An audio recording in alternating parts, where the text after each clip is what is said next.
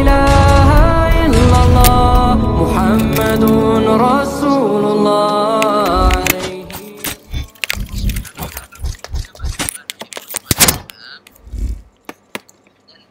Memberikan lebih dari permintaan. Yang diminta anak saleh.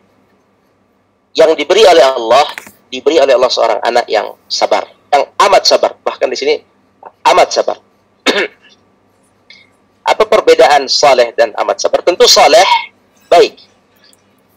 Adapun amat sabar di sini, sifat amat sabar atau halim ini adalah sifat orang yang saleh. Salah satu sifat orang saleh adalah halim. Berarti anaknya Ibrahim nanti selain saleh juga halim. Ya, ini nama yang bagus untuk dipakai seorang hamba. Selain saleh juga halim. Ibrahim, anakmu akan jadi anak yang saleh, tapi tidak cukup saleh, juga dia sangat sabar. Maka dapat sifat halim. Ya. Kenapa Allah Subhanahu wa taala memberikan kepada Ibrahim ijabah doa lebih dari permintaan?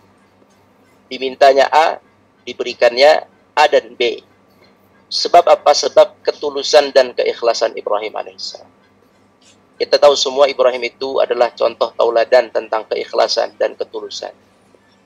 Ketulusan dalam memohon kepada Allah, satu, dan ketulusan dalam beramal. Beliau itu Masya Allah, Ibrahim alaihissalam sebagai qudwah kita, tauladan kita. Beliau itu berdakwah, mengajak manusia untuk menyembah Allah, mengajak orang tuanya, ayahnya, semua kaumnya untuk menyembah Allah dengan ikhlas, dengan lillahi ta'ala, dengan jujur, dengan tulus ikhlas. Keikhlasan Ibrahim alaihissalam dalam berdakwah, dalam beramal, menjadi sebab Allah Subhanahu wa taala mengijabah doanya dan ditambah dengan yang lebih dari permintaan. Itu sebab apa? Sebab al-ikhlas, tulus dalam beramal untuk Allah Azza wa Jalla. Nabi Ibrahim adalah contohnya. Begitu juga nabi-nabi yang lain. Subhanallah. Nah, maka Allah Subhanahu wa taala memberikan kepada Nabi Ibrahim seorang anak yang selain saleh juga bersifat sangat sabar. Kemudian setelah itu, falamma balagha ma'ahu as-sa'ya qal ya bunay. Apa artinya? Falamma balagha ma'ahu as-sa'ya. Artinya, maka tatkala anak itu sampai pada umur sanggup berusaha bersama-sama Ibrahim. Sanggup berusaha bersama-sama Ibrahim, yakni sanggup membantu Ibrahim alaihissalam. Tatkala anak itu sudah mulai sanggup membantu, nah umur berapa? Umur anak bisa bantu ayah ibunya, bantu bawa tas, bantu membereskan sandal, sepatu, bantu ambilkan air, bantu pergi ke pasar sekejap atau beli A, beli B, bantu-bantu ringan. Ya, ini umur berapa? Ini kira-kira umur 10-11, kurang lebih lah 9-10-11 sudah mulai bisa membantu ayahnya, sudah mengerti di mana pakaian kotor, sudah mengerti lah, bisa diajak untuk bekerja sama. Nah, tak kala sampai umur itu tidak disebutkan di Al-Quran ini berapa umurnya, tidak disebutkan, tapi kira-kira 9-10-11, kira-kira ada riwayat 13, ada riwayat 15. Sudah mulai bisa disuruh ajak. Saat itu Ibrahim berkata, nah kita bayangkan ya, Ibrahim alaihissalam belum punya keturunan saat itu, minta keturunan, diberikan oleh Allah keturunan, satu anak, baru satu-satunya namanya Ismail. Dan anaknya saat itu sangat sabar ya. Sabar itu tadi apa yang ayahnya dan ibunya perintahkan tidak pernah ditolak, semua dituruti, Masya Allah. Ismail alaihissalam semua diikuti. Nah, pada saat ayahnya sudah menikmati sifat baiknya Ibrahim, sifat baiknya Ismail, sifat nurutnya Ismail, sifat sabarnya Ismail, saat itu ayahnya mendapatkan mimpi. Bermimpi dalam riwayat 3 kali. Mimpi pertama kedua, dan ketiga. Mimpinya berulang. Apa mimpinya? Yaitu beliau menyembelih anaknya Ismail alaihissalam. Itu mimpi Ibrahim alaihissalam. Maka ketika mimpi itu sudah terus berulang 3 kali, maka Ibrahim pun yakin dengan seyakin-yakinnya bahwa itu adalah wahyu. Dari mimpi pertama pun Nabi Ibrahim sudah yakin itu wahyu. Tapi pengulangan-pengulangan itu menekankan kepada beliau ini adalah wahyu yang harus saya perintahkan. Ya, maka Nabi Ibrahim alaihissalam kemudian menyampaikan mimpi itu kepada anaknya. Bagaimana cara menyampaikannya ini? Ibrahim berkata, ya bunai, wahai anakku. Ya, wahai anakku. Wahai anakku adalah panggilan lembut. Kita memanggil anak bisa dengan namanya, wahai Ismail. Hai Ismail atau Ismail. Bisa kita panggil dengan panggilan hai anak atau na, seperti itu. Panggilan nama dengan panggilan na tentu lebih menyentuh panggilan na. Artinya ketika seorang ayah memanggil kita dengan panggilan sayang, na atau bahasa lain yang sifatnya sayang, maka sang anak pun akan merasa bahwa ini ayah saya sedang menyayangi saya. Begitu juga ketika ayah sedang marah atau orang tua kita sedang marah dengan menyebut nama kita, fulan, maka kita merasa ayah sedang marah dengan intonasinya, dengan nyebut nama kita. Nggak mungkin kalau marah-marah mengatakan, kamu bagaimana wahai anakku? Nggak begitu. Kalau marah-marah pasti yang keluar namanya, kamu bagaimana wahai fulan? Kamu bagaimana sih fulan? Seperti itu. Nah, apa yang ingin disampaikan di sini bahwa Ibrahim alaihissalam memanggil anaknya dengan kata-kata lembut untuk menyampaikan suatu hal yang berkaitan dengan perintah Allah. Begitu juga dilakukan oleh Luqmanul Hakim. Luqmanul Hakim, beliau ketika ingin memerintahkan kepada anaknya mengenai hukum syirik, itu dosa, mengenai wajib salat, aqimis salat, kemudian mengenai wasbir, bersabarlah, mengenai wa'mur bil ma'ruf wa nahy 'anil munkar, amar ma'ruf nahi munkar, wahai anakku, selalu memanggil dengan kata ya bunai, ya bunayya, ya bunai, ya bunai. Panggilan-panggilan lembut. Ini maknanya apa? Maknanya bahwa sebenarnya untuk mengajak anak itu kepada jalan agama, langkah pertama adalah dengan kelembutan. Dengan panggilan-panggilan rayon-rayon lembut. Sebenarnya itulah contoh yang kita dapat dalam Al-Quran. Jadi sebelum kita menggunakan kekerasan, ada hadis Nabi SAW, seorang anak jika tidak mau sholat di umur 10 tahun, itu dipukul begitu kan. Dikasih sebuah pukulan ringan. Tapi sebenarnya itu kadar bukan yang pertama, bukan begitu cara pertamanya. Itu kalau memang dia sudah dilembuti, ya, disuruh dengan halus, dia tidak mau, baru nanti ada proses naik sedikit. Agak sedikit tegas kita. Tapi sebenarnya untuk awal ajakan kita kepada anak, cara yang diajarkan dalam Al-Quran kepada Luqman, dari Luqman Al-Hakim dan Nabi Ibrahim adalah dengan cara lembut, dengan panggilan sayang. Kenapa? Kenapa harus seperti itu? Sebab dia akan menjalankan sebuah perintah Allah. Sebuah perintah yang tidak bisa dipaksa. Sebuah perintah yang harus dikerjakan dengan tulus ikhlas. Maka agar tulus ikhlas sang anak ini bisa keluar, benar-benar dia ikhlas menjalankan perintah Allah, maka perlu kelembutan dalam memerintahkannya. Ya, diawali dengan kelembutan. Maka Nabi Ibrahim mengawali dengan kelembutan, ya bunai, wahai anakku. Kemudian Nabi Ibrahim berkata, sesungguhnya aku melihat dalam mimpi bahwa aku menyembelihmu. Aku melihat dalam mimpi bahwa aku menyembelihmu. Mimpi itu adalah derajat, mimpi itu adalah cara Allah memberikan wahyu kepada para nabi. Tapi bukan hanya mimpi, ada banyak cara. Ya, caranya mungkin sekitar 6 atau lebih cara Allah menurunkan wahyu. Cara yang paling ringan, yang paling lembut, ya, cara paling lembut wahyu itu dalam mimpi. Ada yang keras, berat diterimanya oleh Nabi. Ada yang Jibril datang menyerupai manusia. Ada yang Jibril datang dengan wajah yang namanya mimpi. Mimpi juga perintah, wahyu. Nah, kalau dilihat dari urutan tata cara Allah memberikan wahyu kepada para nabi, maka mimpi adalah cara pemberian wahyu yang paling ringan. Tidak perlu banyak berbicara dengan, tidak perlu bertemu Jibril, gitu ya. Tidak perlu juga proses misalnya langsung bertemu Allah seperti Isra Mi'raj, tidak juga seperti Nabi Musa yang langsung berbicara bersama Allah di bukit Sina gitu. Tidak, tapi cukup dengan tidur, kita tidak sadar, kemudian Allah Subhanahu wa taala berikan pada kita mimpi. Jadi memang sangat ringan. Sangat ringan. Nah, kenapa pertanyaannya kenapa Allah Subhanahu wa taala memberikan wahyu atau perintah sembelih ini lewat mimpi? Kenapa caranya ringan? Ya, jawabannya karena memang perintahnya berat. Yang pertama, perintahnya berat. Ya. Jadi kalau ini datang Jibril alaihissalam langsung mengabarkan kepada Ibrahim alaihissalam dengan satu kali ucapan, wahai Ibrahim, saya datang ke sini ingin mengabarkan bahwa Allah memerintahkanmu untuk menyembelih anakmu Ismail. Tentu Ibrahim akan terkejut. Manusia, Ibrahim manusia alaihissalam, semua manusia normal. Tentu itu perintah berat jika langsung diucapkan. Atau misalnya langsung Allah Subhanahu wa taala berbicara kepada Ibrahim.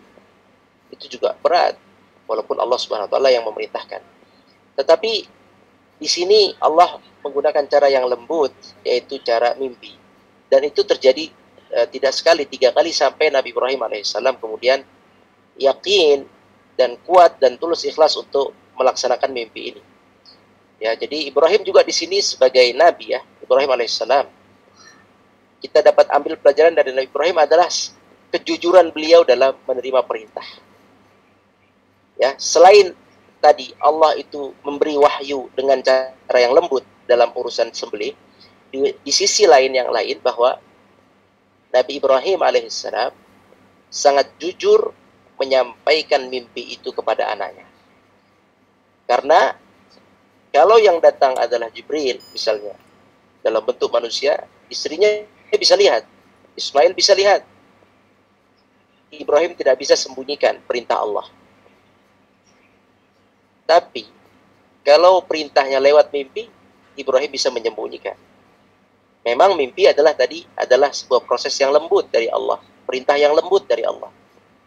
Di satu sisi yang lain, Nabi Ibrahim bisa menyembunyikan. Jadi di sini adalah apa yang bisa kita dapat, kejujuran Ibrahim alaihissalam. Kesiapan Ibrahim menerima perintah Allah Subhanahu wa taala dengan tulus ikhlas. Dan ini perintah yang sangat berat yang bisa saja Nabi Ibrahim menyembunyikannya karena anaknya tidak tahu, istrinya tidak tahu. Tapi Nabi Ibrahim memahami ini perintah Allah. Allah sampaikan dengan cara yang lembut. Beliau dengan tulus ikhlas menerima perintah ini, diterima dengan proses pertama mengabarkan pada anaknya. Maka Nabi Ibrahim berkata, wahai anakku, aku melihat dalam mimpiku, aku menyembelihmu. Kemudian Nabi Ibrahim berkata, maka fikirkanlah apa pendapatmu. Yakni silakan berfikir apa pendapatmu. Di sini perkataan maka fikirkanlah apa pendapatmu, di sini bukan berarti Nabi Ibrahim alaihissalam meminta persetujuan, bukan itu maksudnya. Tapi maksudnya di sini adalah Nabi Ibrahim alaihissalam ingin perintah yang diperintahkan oleh Allah kepada Ibrahim alaihissalam juga dirasakan oleh anaknya, bahwa ini perintah Allah kepadaku wahai anakku dan juga kepadamu. Ingin dirasakan oleh anaknya dan diterima dengan tulus ikhlas, sehingga Ibrahim alaihissalam memberikan kesempatan, maka fikirkanlah apa pendapatmu, yakni coba renungkan, ini perintah dari Allah, perintah Allah kepadaku, yakni silakan dipikirkan.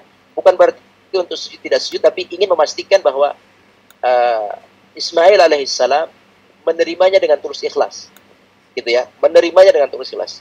Ini juga adalah kelembutan Ibrahim alaihissalam, karena sebenarnya Ibrahim alaihissalam bisa saja tinggal menarik anaknya, berkata kepada anaknya, wahai anakku, saya diperintahkan untuk menyembelihmu, selesai. Tidak ada kata-kata kamu harus terima, tidak ada, bisa saja seperti itu. Tapi ternyata kelembutan Ibrahim alaihissalam, Ibrahim ingin mengikut sertakan keikhlasan anaknya dalam masalah perintah ini. Maka ditanya, bagaimana pendapat? Kemudian sang anak, Allahu Akbar, sang anak di sini yang bernama Ismail alaihissalam, beliau menjawab, hai bapakku. Ini juga jawaban seorang anak yang sangat sabar tadi. Yang sangat sabar. Apa itu sabar? Tadi sabar. Apapun yang diperintahkan, dia akan terima. Apapun ujian yang harus dijalani, dia akan terima. Sabar. Tulus ikhlas menerima. Maka anak yang tadi sifatnya sabar tadi yang diberikan oleh Allah, sang Ismail alaihissalam, beliau menjawab, wahai bapak.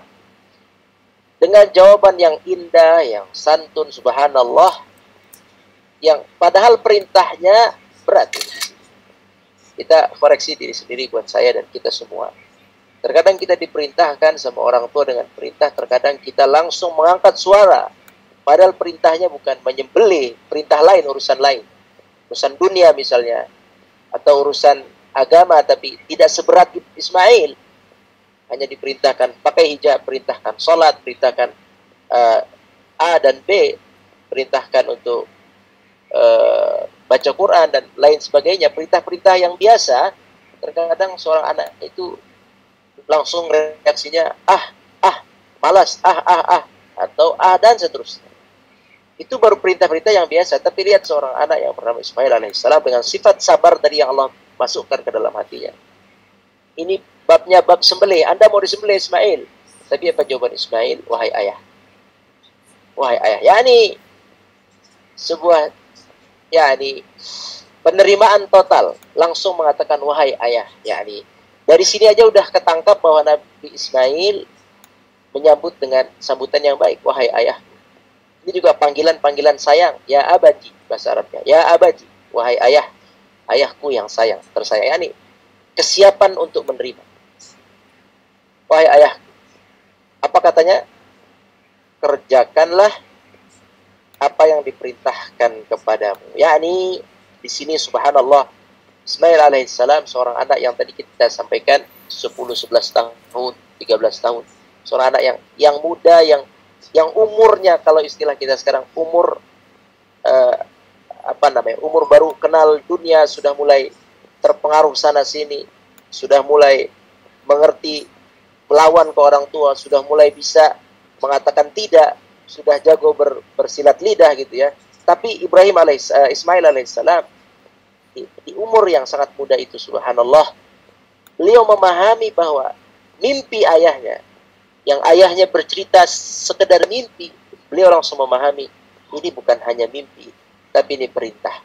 Maka beliau mengatakan, kerjakanlah yang diperintahkan kepadamu. Yakni Ibrahim alaihissalam langsung mengkaitkan mimpi ayahnya kepada Allah azza wa jalla. Ya, langsung mengkaitkan mimpi ayahnya kepada Allah. Padahal bisa saja dia mengatakan, ya, yang benar mimpinya, coba dipikir lagi. Ayah salah kali. Ayah mungkin kepikiran, mungkin bisa saja. Tapi ternyata Allahu Akbar, sifat anak ini Ismail alaihissalam, kesabarannya tadi yang disebut di ayat di atas itu, kesabarannya, kemudian tentu pendidikan ayahnya, pendidikan ibunya di rumah, ya, menyebabkan Ismail memahami bahwa ini perintah, dan beliau mengatakan langsung dan yang diperintahkan kepadanya, yakni langsung paham bahwa ini perintah. Perintah siapa? Perintah Allah azza wa jalla. Coba kita bayangkan ya. Kira-kira anak yang seperti ini seperti Ismail, ini di rumah ini, apa yang diajarkan ayah ibunya? Kira-kira diajarkan cerita-cerita dongeng kah? Diajarkan tentang keahlian menggambar kah? Atau musik kah? Atau keahlian-keahlian apa yang diajarkan? Bahasa kah? Ya, apa yang diajarkan kira-kira? Tentu yang diajarkan, kalau ada anak kecil berpikir seperti ini, yang diajarkan adalah tentu tauhid. Bahwa Ismail mengenal Allah azza wa jalla dengan baik. Bahwa Ismail mengenal Allah dengan baik di masa kecilnya. Ismail memahami Allah itu siapa. Ismail memahami dia hamba. Ayahnya hamba, ibunya pun hamba. Ismail alaihissalam mengenal Allah Azza wa Jalla melalui siapa? Ayah ibunya. Jadi PR bagi ayah ibu itu sering-seringlah mengenalkan Allah sebagai pencipta yang menciptakan kita. Kita perlu menyembah kepada Allah. Salatlah untuk Allah. Jangan salat karena ayah, karena ibu. Jangan salat karena kakek, karena nenek, tapi karena Allah Azza wa Jalla. Belajar ini untuk kita bisa mengetahui ibadah kepada Allah. Cari rezeki supaya kita bisa beramal saleh kepada Allah. Kita punya wajah tampan, tidak ada gunanya kalau tidak menyembah Allah. Kita hidup hanya untuk menyembah Allah. Allah mengajarkan cara kita ibadah seperti ini caranya. Allah mengajarkan cara kita berbakti begini caranya. Yakni dikenalkan Allah Azza wa Jalla. Yang memberikan kita sehat Allah. Yang melahirkan, yang mengizinkan manusia lahir dengan selamat Allah. Yang mewafatkan Allah.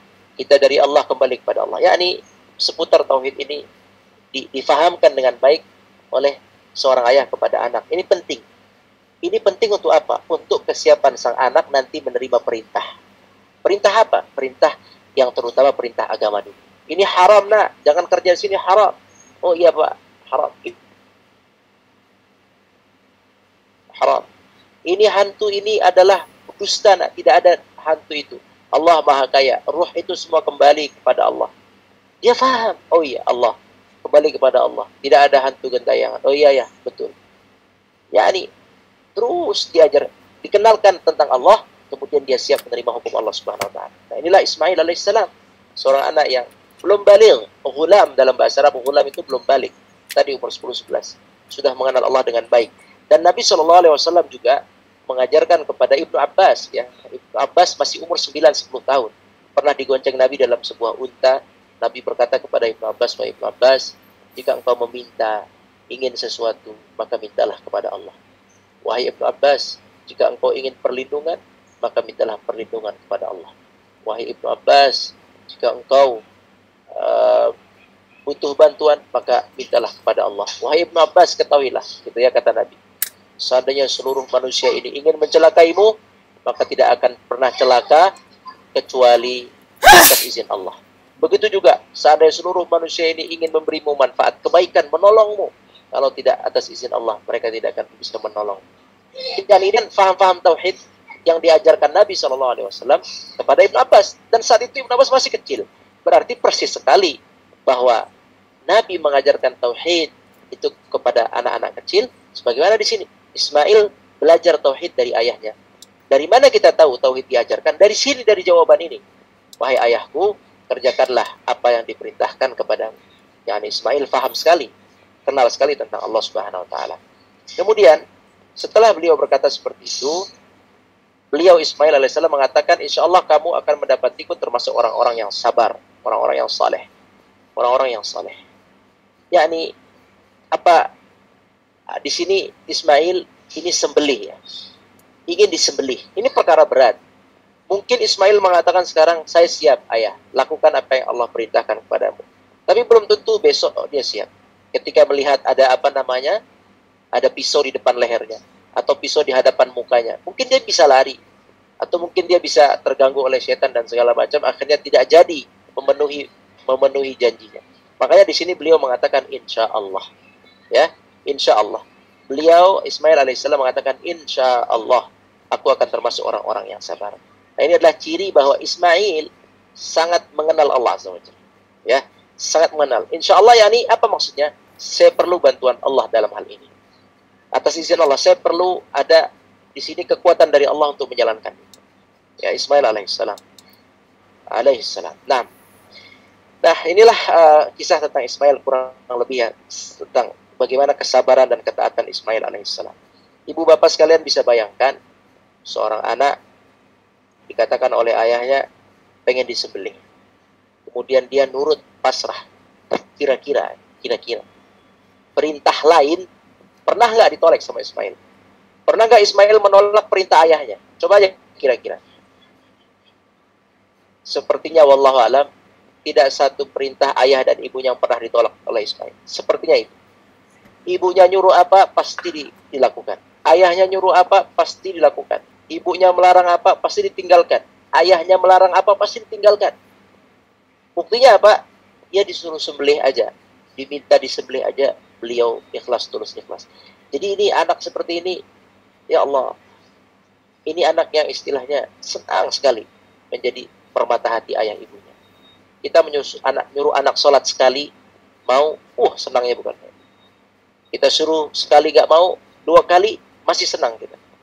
Sekali nggak mau, 2 kali nggak mau, 3 kali masih senang kita. Yang penting dia sholat. Begitu juga 1, 2, 3, 4, 5, kelima dia mau, masih senang kita. Bagaimana kalau si anak sekali perintah langsung mau terus? Itulah Ismail alaihissalam. Ismail adalah seorang anak yang Masya Allah sekali perintah langsung dilaksanakan.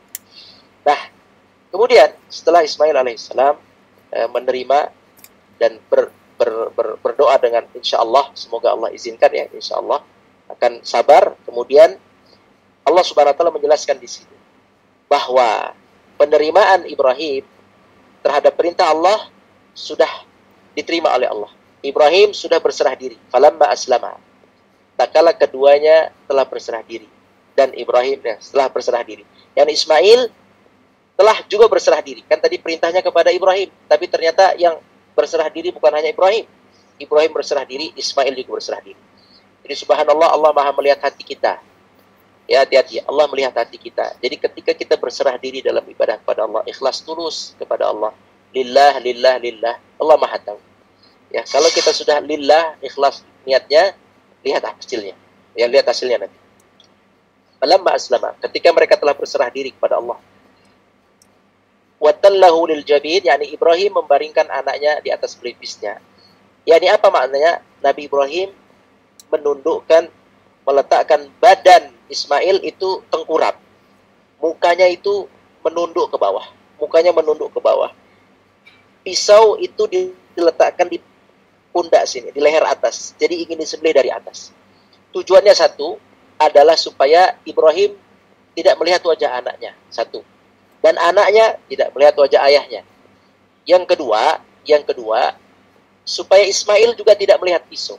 Karena kalau Ismail disembelih melihat pisaunya, kemungkinan dia juga akan takut dan dia juga akan lari. Normal manusia, dia manusia. Maka ditengkurapkanlah, ya. Watallahu lil jabin. Al jabin itu adalah bagian sini, jidat kita, pelipis dan jidat. Tallahu yakni diletakkan jidatnya itu di tanah. Jadi tengkuk itu di sini mau disembelih. Itu yang dilakukan Ibrahim untuk menghindari rasa sedih disuruh Allah menyembelih anaknya. Nah, saat sudah posisi itu, maka sudah diterima ibadahnya. Sudah dianggap selesai menyelesaikan perintah. Apa yang kita ambil pelajaran dari sini? Bahwa niat yang ikhlas, niat yang tulus dalam beramal, itu bisa mencapai sebuah penerimaan walaupun sebelum selesai amal itu. Itu ya. Amalnya belum selesai nih. Sembelihannya belum. Di mimpi itu, ketika mimpi itu sembelih, terjadi penyembelihan. Kata Ibrahim, saya menyembelihmu. Terjadi berarti penyembelihan. Tapi ternyata dalam pelaksanaan belum sembelihan terjadi. Yakni pisaunya tumpul. Belum terjadi, tapi Allah sudah menerima amal itu. Sebab apa? Tulus ikhlas. Tulus ikhlas. Ketulusan kita dalam membela agama Allah, menyebarkan agama Allah, membantu agama Allah, itu menjadi sebab diterimanya amal sebelum bahkan amal itu selesai pelaksanaan. Selesai secara sempurna belum, tapi penerimaan sudah. Sebab apa? Aslama. Keduanya telah berserah diri. Kita telah berserah diri kepada Allah Subhanahu wa taala. Jadi inilah pentingnya kita belajar ketulusan, keikhlasan, kejujuran di hadapan Allah dalam beramal. Supaya apa? Supaya penerimaan itu cepat di sisi Allah Subhanahu wa taala. Kemudian setelah itu pisau tidak bisa memotong, kemudian dipanggillah oleh Allah, yakni wanadainahu wahai Ibrahim, kami panggil wahai Ibrahim. Kata Allah apa? Sesungguhnya kamu telah membenarkan mimpi itu, yakni apa membenarkan mimpi? Maknanya kamu telah melaksanakan. Cukup. Tidak mesti Ismail itu sembelih sesungguhnya seperti dalam mimpi, tidak mesti. Cukup sampai di sini. Ini sudah dianggap engkau telah melaksanakan. Sebab apa? Sebab berat. Dari mulai mengkisahkan kepada Ismail, itu pun berat, harus mengkisahkan kepada sang anak. Kemudian menjelaskan kepada istri, itu pun Ibrahim mengalami hal yang berat. Kemudian ketika berangkat ingin menyembelih lewat Mina, kita tahu di Aqabah Sughra, digoda oleh setan, kemudian dilempar di tempat Jumrat Sughra, Jumrat yang satu, dilempar dengan 7 batu, kemudian berangkat maju lagi, kemudian diganggu lagi di jumrah yang kedua, dilempar lagi dengan 7 batu, kemudian berangkat lagi, diganggu lagi oleh setan di jumrah yang ketiga. Setan bisikin, Ibrahim, buat apa engkau? Buat apa engkau? Buat apa engkau menyembelih anakmu yang soleh, yang baik, yang nur? Buat apa? 3 kali diganggu setan, kemudian dilempar dengan 7 batu setiap gangguan itu. Ini kan prosesnya panjang. Kemudian juga menengkurapkan anaknya terus. Jadi proses yang dialami Ibrahim untuk mengamalkan ini tuh cukup panjang. Tapi ternyata sudah diterima Allah Subhanahu wa taala sebelum sembelihan itu terjadi. Makanya orang yang haji, yang umroh ini harus terus ikhlas, terus ikhlas. Dan ikhlasnya harus panjang, mulai dari mau niat hajinya, niat umrohnya, mulai berangkatnya sampai ke tanah sucinya, terus dijaga ikhlasnya. Dijaga ikhlasnya. Kalau ikhlasnya tulus ikhlas, sebelum sempurna manasiknya, itu insya Allah bisa diterima oleh Allah Subhanahu wa taala. Tapi kalau tidak ikhlas, sudah selesai pun belum tentu diterima. Ya. Nah, begitu. Inilah kisahnya kurang lebih yang Anda sampaikan mengenai Nabi Ibrahim alaihissalam dan anaknya Ismail. Pelajarannya adalah yang pertama, silakan berdoa untuk jangka yang panjang. Itulah ciri doa Nabi Ibrahim alaihissalam dan doa Nabi Muhammad SAW. Mendoakan umatnya, mendoakan keturunannya terus yang jauh. Yang kedua, pelajaran kita yang kedua bahwa Ibrahim adalah manusia yang sangat tulus ikhlas. Karena ketulusan dan keikhlasannya dalam menyebarkan agama Allah, ikut bersumbangsi, meninggikan syiar Allah, mengajak orang untuk beribadah kepada Allah, mengajak orang untuk beramal kepada Allah, saking tulus ikhlasnya. Ketika beliau berdoa, Allah ijabah, tapi Allah tambah daripada permintaannya. Permintaannya A, Allah kasih A dan B. Itulah kalau orang tulus ikhlas dalam beramal dan berdakwah dan mengajarkan agama Allah ya. Kemudian yang ketiga, kita belajar dari bagaimana kelembutan Allah dalam menyampaikan wahyu kepada Ibrahim, wahyu yang berat dengan cara yang lembut. Juga kita belajar bagaimana lembutnya Ibrahim memerintahkan anaknya dalam urusan agama. Kemudian kita belajar dari Ismail, bagaimana seorang Ismail tumbuh kembang dengan tauhid, memahami sekali bahwa Allah punya perintah, harus turut dengan perintah Allah. Kita belajar dari itu, dari Ismail, seorang anak yang nurut, yang tidak pernah melawan ayah ibunya, yang selalu mentaati ayah ibunya sampai tadi sembelih saja mau, apalagi yang lain. Kemudian yang terakhir yang kita pelajari adalah tadi bahwa amal Ibrahim alaihissalam itu belum tuntas amalnya, tapi sudah diterima oleh Allah sebab keikhlasan hati beliau sallallahu alaihi wasallam. Wallahu a'lam. Itu saja yang bisa Anda sampaikan pada kajian tadabbur kisah Ismail dan Ibrahim alaihissalam. Semoga bermanfaat. Barakallahu fikum.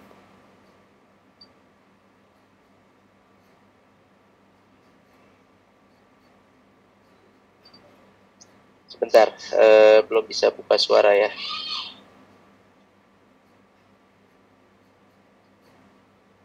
Nah, tafadhal. Abu Muhammad, tafadhal.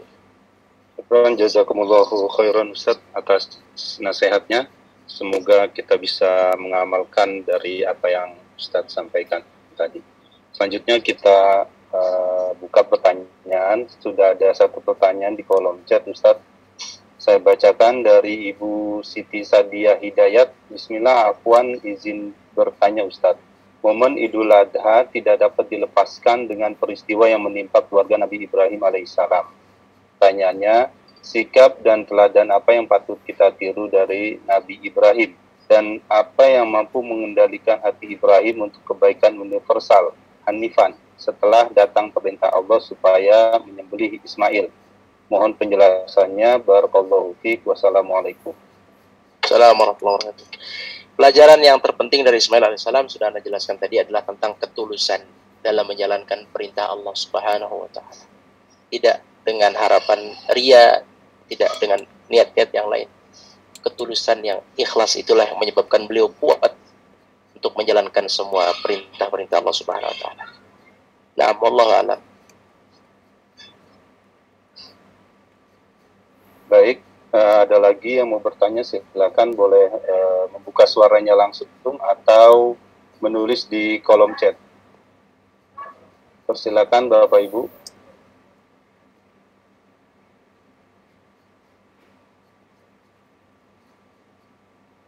Kalau belum ada, sementara Anda boleh bertanya, Ustaz.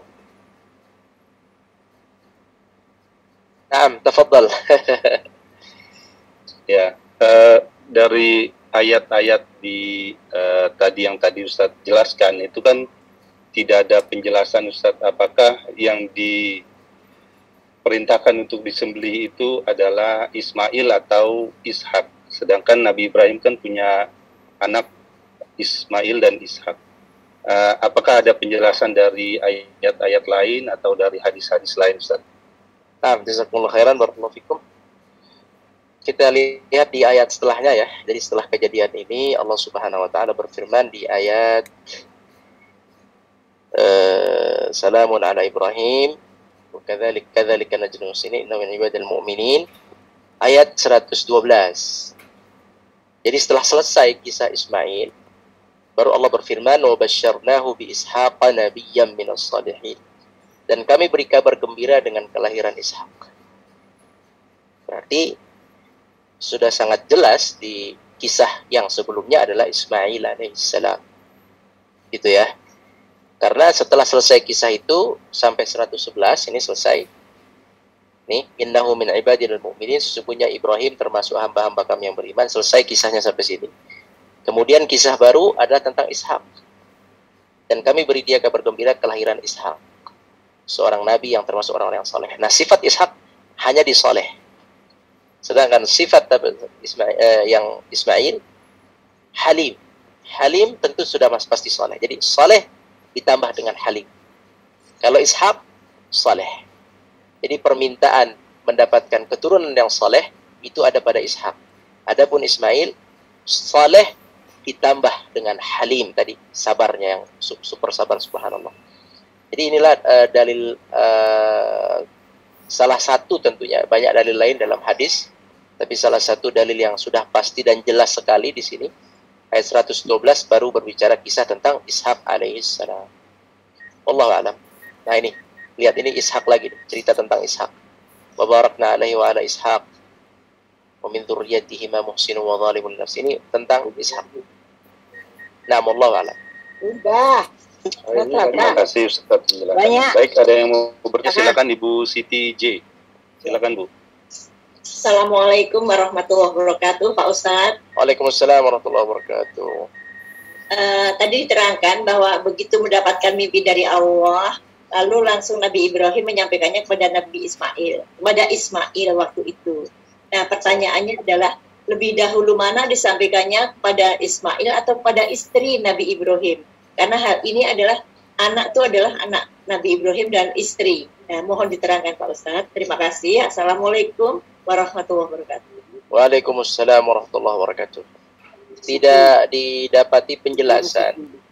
Tidak didapati penjelasan apakah Nabi Ibrahim menceritakan dulu kepada istrinya atau kepada anaknya. Ini kita tidak dapat informasi. Tapi yang kita dapat informasi di sini adalah bahwa Allah langsung mengabarkan Nabi Ibrahim menceritakannya kepada Ismail alaihissalam karena yang bersangkutan. Ya. Adapun tentang istri Nabi Ibrahim yang ibunya Ismail namanya siapa? Hajar ya. Siti Hajar. Ya kan ada dua ya, ada Ya. Sarah dan Hajar. Nah ini yang Siti Hajar. Siti Hajar ini kalau kita lihat juga ini seorang ibu yang subhanallah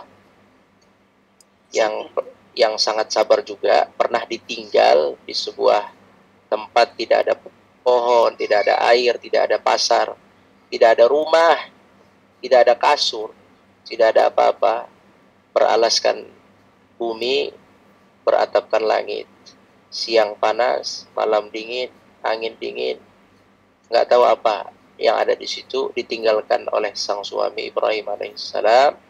Ibrahim kemudian ditinggalkan dengan anaknya, seorang anak yang masih disusui, bekal makanan apa adanya. Ibrahim meninggalkan. Kata Sarah, kata Hajar, Ibrahim mau kemana? Ini lihat ibunya ya, lihat ibunya Ismail. Ibrahim mau kemana? Kata Ibrahim, diam saja, jalan terus. Ibrahim mau kemana? Kenapa kami ditinggalkan di sini? Jalan lagi. Yang ketiga, Ibrahim mau kemana? Kenapa kami ditinggalkan di sini? Nabi Ibrahim pun jalan terus. Yang keempat, lihat, yang keempat. Kemudian Sarah bukannya marah, padahal seharusnya udah 4 kali marah. Hajar, harusnya marah ini. Ibrahim nggak dengar apa, harusnya kan begitu. Tapi kemudian Hajar alaihissalam, Hajar seorang istri yang tumbuh dengan tauhid juga, langsung beliau memikirkan, oh apakah ini sudah kehendak Allah? Gitu ya.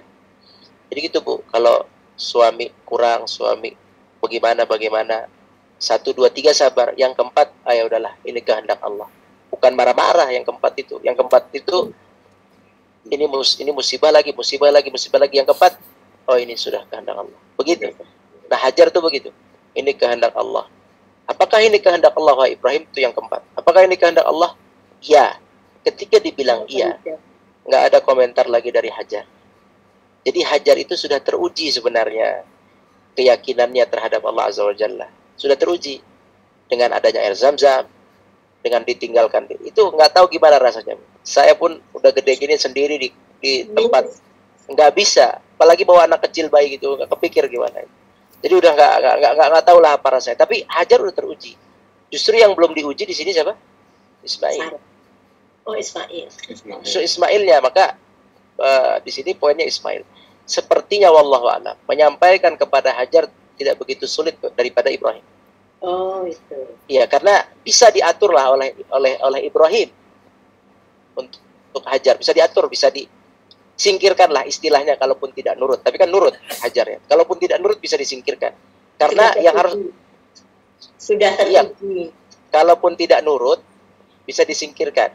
Kalaupun tidak nurut bisa disingkirkan. Kenapa? Karena yang mau disembelih urusannya dengan Ismail.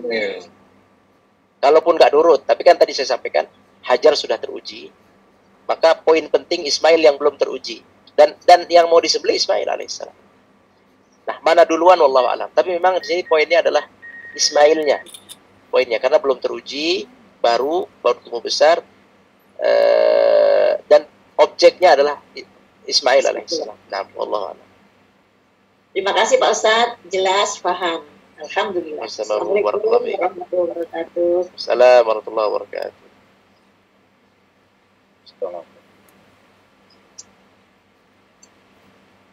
Ya, silakan Ibu Siti Sadia Hidayat. Bismillahirrahmanirrahim. Assalamualaikum warahmatullahi wabarakatuh. Apa Ustadz, izin untuk bertanya lagi. Mengapa Nabi Ibrahim alaihissalam memiliki sebutan sebagai Abul Anbiya di antara 25 Nabi dan Rasul sebagai urutan ke-19? Mohon penjelasannya. Syukran. Nah, Nabi Ibrahim alaihissalam adalah disebut Abul Anbiya karena setelah Nuh alaihissalam, Nuh itu disebut dengan Abul Bashar, bapaknya manusia yang kedua. Bapak manusia pertama adalah Adam, kemudian bapak manusia kedua adalah Nuh, karena manusia pada meninggal kecuali Nuh dan keturunannya. Maka Nuh disebut dengan bapak manusia kedua. Nah, di bawahnya itu ada namanya bapak para nabi, yaitu Ibrahim alaihissalam, sebab dari Ibrahim muncul 2 anak, dua-duanya soleh, satu Ismail, satu Ishak. Dari Ishak muncul Nabi Yakub menjadi nabi. Dari Yakub muncul Yusuf menjadi nabi. Dari Yusuf muncul keturunan-keturunannya menjadi nabi. Ayub, Musa, Harun, Yahya, Zakaria, Isa, semua dari keturunan Ishak. Ishak siapa? Anaknya Ibrahim. Begitu juga Nabi Muhammad. Nabi Muhammad itu keturunan Ismail. Ismail siapa? Anaknya Ibrahim. Jadi anak Ibrahim menjadi nabi, maka banyak menjadi nabi, maka disebutlah Ibrahim sebagai bapaknya para nabi, Abul Anbiya. Itu sebab apa? Sebab doa tadi, keturunanku dan keturunan. Begitulah, makanya boleh berdoa untuk keturunan saya terus, keturunan saya yang kesekian, si doa aja bagus. Ya, nggak ada larangan di situ, wallahu a'lam. Ustadz, satu lagi ini dalam surat Maryam itu dalam ayat ke-16 itu a'udzubillahi minasyaitonir rajim, wazkur fil kitab Maryam, terus dalam ayat 41 tercantum dengan awal ayat yang sama, tapi tengahnya itu ditujukan kepada Nabi Ibrahim. Terus ayat ke-51 dengan ayat yang sama di situ tercantum kepada Nabi Musa, dan ayat ke-54 tercantum di situ ditujukan kepada Nabi Ismail. Nah, pertanyaannya, apakah risalah yang pernah disampaikan oleh Ibrahim kepada kafilah Jurhum sebagai sebelum diutus menjadi rasul? Ya, Al-Quran surat Maryam, wadhkur fil kitabi Maryam. Satu, wadhkur fil kitabi Ibrahim. Innahu kana siddiqan nabiyya. Wadhkur fil kitabi Musa innahu kana mukhlasan wa kana rasulan nabiyya. Wadhkur fil kitabi Ismail innahu kana sadiqal wa'di wa kana rasulan nabiyya. Nah, wadhkur itu artinya adalah kisahkan, ceritakan. Jadi Allah mengatakan ceritakan. Wadhkur fil kitabi Maryam. Wadhkur fil kitabi Maryam. Ceritakan tentang Maryam. Tentang Ibrahim, tentang Musa, tentang Ismail. Karena sudah cerita itu banyak faedah, manfaat yang harus diambil. Kemudian Nabi Ibrahim alaihissalam apa tadi? Yang kedua apa, Bu? Yang kedua, pertanyaannya gitu. Yang kedua itu apa pertanyaannya? Apakah risalah yang pernah disampaikan oleh Ibrahim kepada kabilah Jurhum? Itu risalah tauhid, Oh, naam. Naam, Allah alam. Syukran Ustaz. Assalamualaikum warahmatullahi wabarakatuh. Bang, jazakumullah khairan Ustaz atas penjelasannya. Masih ada waktu Ustaz atau kita sudahi? Boleh, kalau sudah tidak ada lagi. Tidak ada lagi Ustaz. Baik, terima kasih jazakumullah khairan atas malam ini, semoga bermanfaat buat kita semua.